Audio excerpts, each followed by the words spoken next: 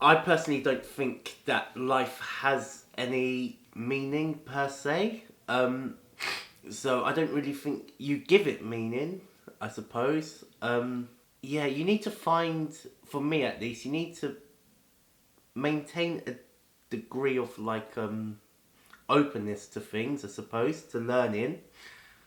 Um, and then once you find stuff that sort of resonates with you, you sort of drift towards those things, and you just keep pursuing things that make you feel good or that spark that excitement in you, and yeah, and then over time, I suppose you'll derive meaning from that, and it will add some sort of benefit to your character. Or yeah, inherently, I don't think there's no meaning to anything in life.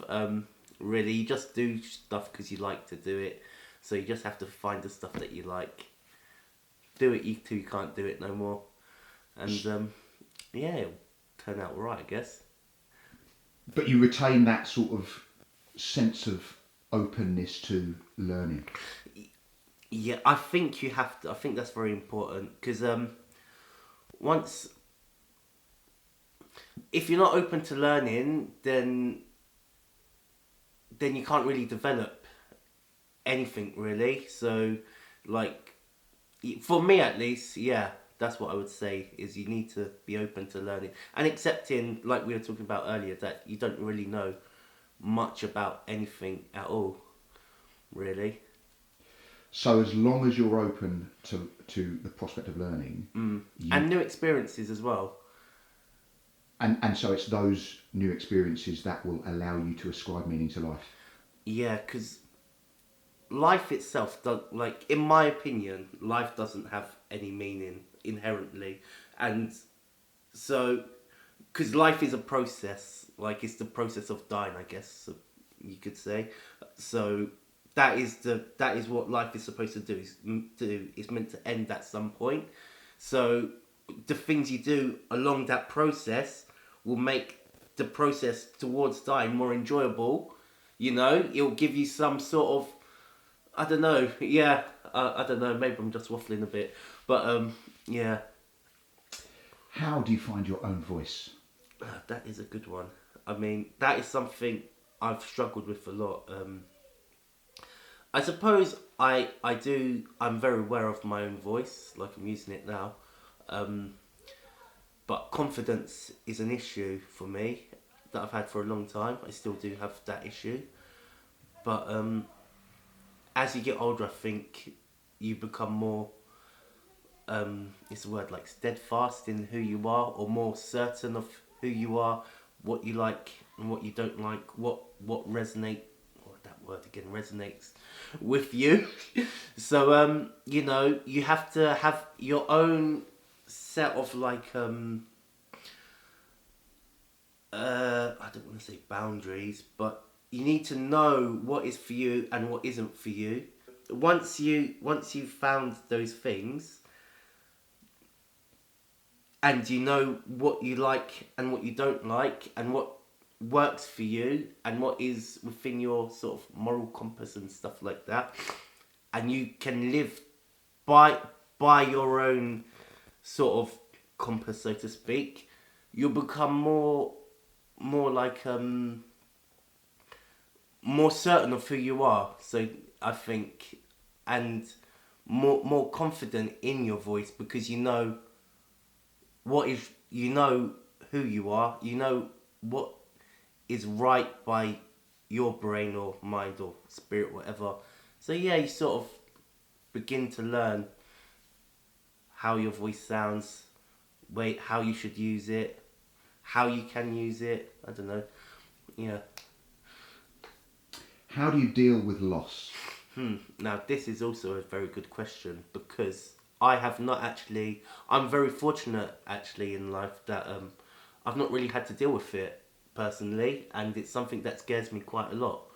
So that question I can't really answer for you, but what I can say is I have been preparing for loss, because it happens. Like, I'm pretty sure at some point my parents are gonna die. You know, you don't know who's gonna die and when they're gonna die. But assuming that life takes its natural course, my parents will die before me. And we were actually talking about it a few weeks ago, I think, if you remember. Yeah, I remember that. And honestly, I would like to think that I'm prepared for it, or, that I'll be able to take it well, but I know I won't. And, yeah, but I'm very lucky that I've got, obviously I've met all of you guys, who some people who have already dealt with loss. I know that there's a support network there who will hopefully, should I ask, be able to ask for help, who would help me deal with that loss. But I've actually been practicing this thing. I don't know what it's called, but I think it's like a Buddhist sort of practice or something like that. Or maybe it's not. Maybe I'm just talking bollocks. But it's sort of letting go of small things on a regular basis. So let's say I spilled all of this water and it fell on the floor. Instead of getting mad about it, you let it go. You let it go. So you start letting go of small things on a sort of regular basis, and it will make letting go of big things. So, like the loss of your parents or someone you love, or, your girlfriend, whatever, your dog, your cat, my cat, everyone's cat. It will make that letting go a bit more easier, but a bit more easy, sorry. But I have not had to deal with that. The only thing I've had to let go of is my cat, my budgie guard, Biscuit. And I remember one day when I was living down in with my parents in Bermondsey, I came home and the bird was laying upside down. Birds don't lay down. On their back. I've come home, I'm like, why is Biscuit upside down, Mum? And she's like, no, he's not. I'm like, yeah, he is. And then I've gone to the cage. He's dead. And that was that. And, yeah. I wonder if that scarred me somehow, I don't know. I still remember it. Actually, now that I think of that, I've seen quite a few dead things in my life. But, yeah. What was your response to that? How did you handle that? Honestly, I can't remember. I was quite young at the time, so I really couldn't give you a good answer for that. I mean, I've remembered it, so obviously it had some sort of impact, because I remember that my budgie died, so yeah. But I couldn't tell you if I was really that upset or not, because we had quite a few birds in my house. We had a flock of them. My one was the best though, but yeah. We had Peanut, Biscuit, and Cookie. Peanut, Biscuit, Cookie, yeah. You can notice a similarity in the name. I like any pet name that inherently generates a mouthgasm response. And I like the Buddhist reference about letting go of small things. I'm not sure if it's Buddhist, to be honest with you. I can't remember what it was, but I remember hearing it on one talk thing or whatever, and I started trying to put it into my own sort of routine of things. But I think it was some sort of guru Buddhist guy that was talking about doing it that way, and oh yeah, that makes sense.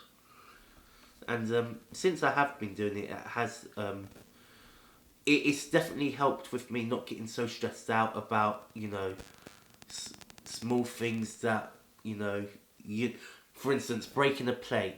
That is so fucking annoying when you break a plate. But nowadays, break a plate. Okay, well, I've got 20 more in the cupboard. It's all right. Yeah. How do you nurture your friendships?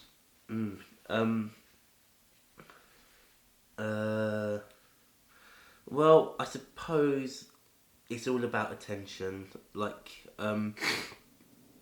in life, for me at least, attention directly equates to love, isn't it? So, you know, if you want to show anyone in your life, especially your friends or whatever, you show them some attention.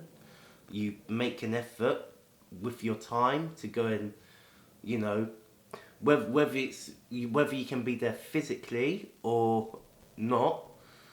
You know, it might be a phone call or I don't know, Skype or whatever. I don't know, whatever video in things people like to do these days, WhatsApp, face call, or whatever.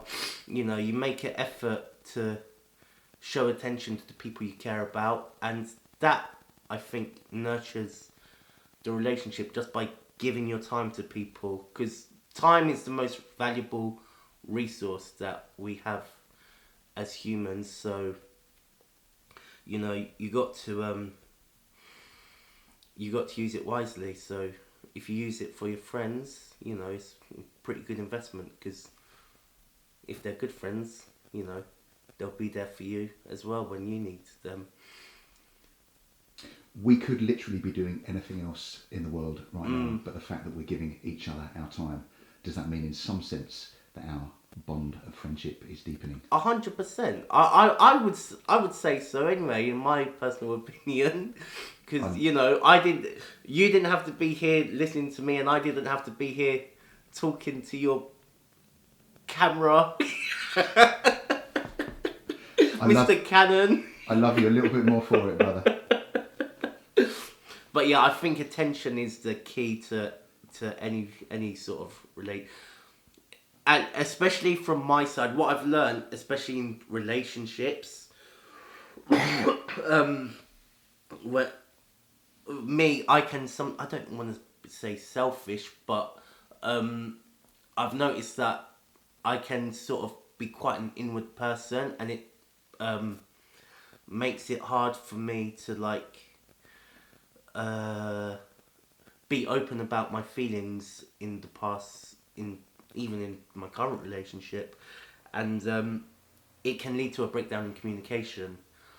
And yeah, I've sort of gone off track a bit, but also is, you know, your true friends. Like, I've got friends who I've known for like 10 plus years, 20 plus years now, and you know, 20 years is a long time for a friendship, considering that I'm 30, well, 32, don't lie. You know, and the person who I've been friends with, who I consider one of my best friends, he's all the way in Japan, and I still consider him my best friend, you know, and you know, we don't talk as much as we used to, obviously, because he's in a different time zone, but, you know, like, we talk when we have to, when we want to, and it doesn't feel like there's that disconnect still. And it even happened maybe like 2 years ago, you know, where someone who I've been friends with for like 10 years, you know, she got into a relationship. You sort of, you know how it is when you get into a relationship, especially, I'm not going to say that, but I was going to say, well, I will say it. Sometimes some people, when they get into relationships, all they are interested in is in that relationship, and they sort of forget about their friends a bit, so to speak. But, you know, that's understandable. It happens with a lot of people. But, you know, when they're ready to come back to you, you don't let those things, or you don't let the time where you haven't seen them create a block between you two, between your friends. Does that make sense? Yeah. How do you have the tough conversations when they need to be had? That is this is a tough conversation, mate. So in this case, I just let you point it. I think you need to set out. You need to have a clear plan of the conversation that you need to have. You need to address. So, like in the past, I would, you know, when you have to send that dreaded message, we need to talk. You need to know what you're going to talk about. before you can even talk. So from that, you have to also then ask, is what you need to talk about really worth talking about? Because sometimes some tough conversations, if the other person isn't ready to hear it, it's a pointless conversation anyway. It's not going to go anywhere. But when you have to have those conversations, have a clear plan of what you need to say, why you feel, why you feel the way you feel, and why you brought up, the subject or whatever the conversation matter is. And then you just have to have it and not be scared of the outcomes afterwards. Because, it could be that afterwards you end up losing someone or having a new sort of relationship with a person, or you have to be ready for what can change afterwards, I think. How do you set goals? Well, how do you set goals? Well, so at the moment I'm setting my goals by fucking trying to do these assignments, and so that's my goal, is completing my assignments for college. But in the bigger picture, you have to, we're also talking about this pretty recently, you have to know what you want out of life, basically.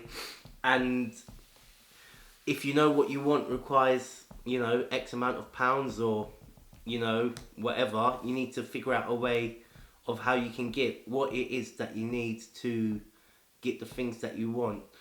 But so for me, I'm trying to improve my, financial situation and my career options.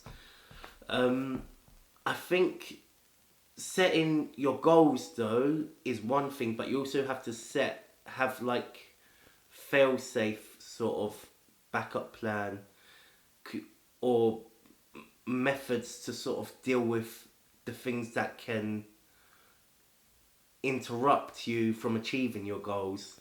So for instance, my one is procrastination. I'm a fucking massive procrastinator, and more so than doing the work, it's hard for me to actually start doing the work. So I have to figure out ways, which I'm not very good at still, of staying motivated to achieve my goals. Because sometimes it's easy to say, oh, you have a goal, blah blah blah, you want to achieve it, but if you're a person who suffers with low motivation or whatever, it can be very hard to achieve those goals, especially if you stop believing that you can do them. So I think don't set your goals too big. I'm not saying don't dream big, but set achievable goals first. So, I've got, I think it's 5 assignments that I need to hand in. I'm not thinking about doing all 5. I'm thinking about doing 1 a week at the moment. And, I'll be good by the time the course is finished. But, so you need to keep your goals achievable. And realistic. Don't say you want to fly to fucking Mars if you can't take more than 2 G's of gravity. It's not going to happen. So you need to be realistic with your goals as well. Yeah. And I can't, I've got a heart condition, so I can't go to Mars. Sorry. You're going by yourself. God damn it, I'm going alone. Yeah. I'll live stream it for you. I mean, I would like to go though, I'm not going to lie. I'd be up for, colonising Mars. Yeah. Me, you and Elon. No, not Elon. We're leaving him home? I don't think Elon wants to go to Mars anyway. That's a whole nother conversation. Yeah, that is. Cut. He'll just send a robot that looks like him. But anyway, yeah, let's not get onto Elon. I fucking love Elon, man. I really do. I think he looks like a cyborg. I'm not going to lie to you. He looks like a cyborg. I'm all right with that. Yeah.